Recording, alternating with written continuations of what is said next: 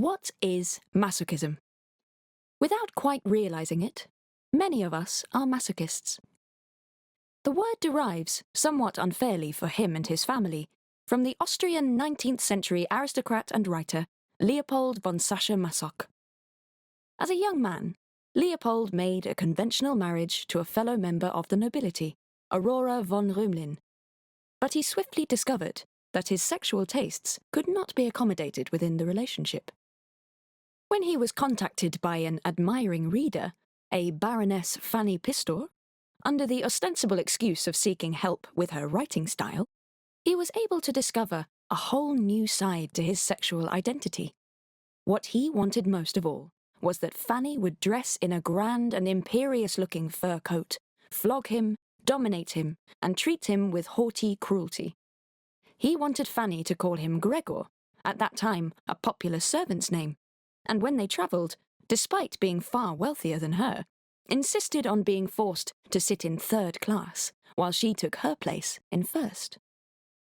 Leopold's proclivities, which he wrote up in a lightly disguised novella called Venus in Furs, caught the interests of an Austrian psychiatrist, Richard von Krafft-Ebing, who, despite Leopold's family's protestations, included them in his landmark compendium of kinks, Psychopathology of Sex, published in 1890, which introduced the world to the term masochist, a person sexually aroused by being on the receiving end of pain.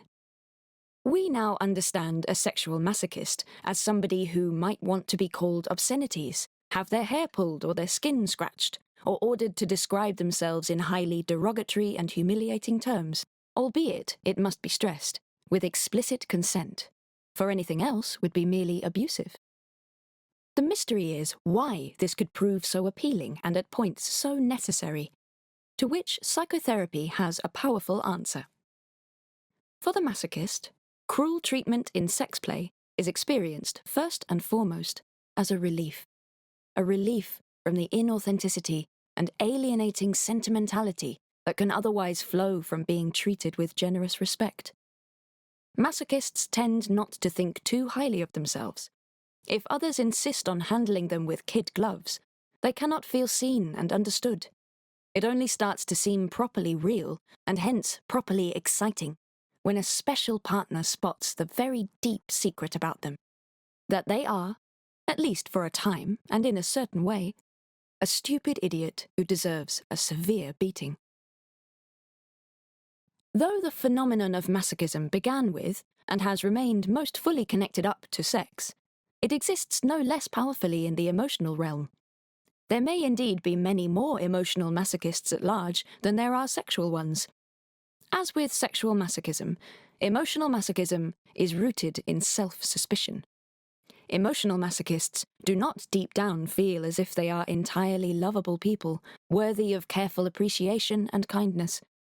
If someone treats them well in love, an emotional masochist would soon enough need to dismiss them as needy and deluded. Why, after all, would anyone feel better about them than they feel about themselves? In order to stop being an emotional masochist, it is vital to start to imagine that one might be one. To start to see, perhaps for the first time, the ways in which one is engaged in self-sabotage and has made an unconscious commitment to loneliness and frustration.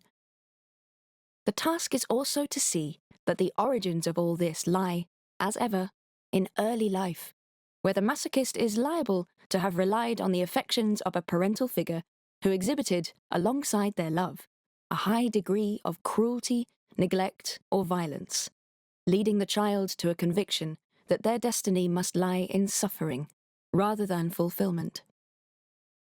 The most relevant difference between sexual and emotional masochism is that the former activity will, in the right circumstances, be a lot of fun, whereas the latter one is never anything other than slow, bitter hell.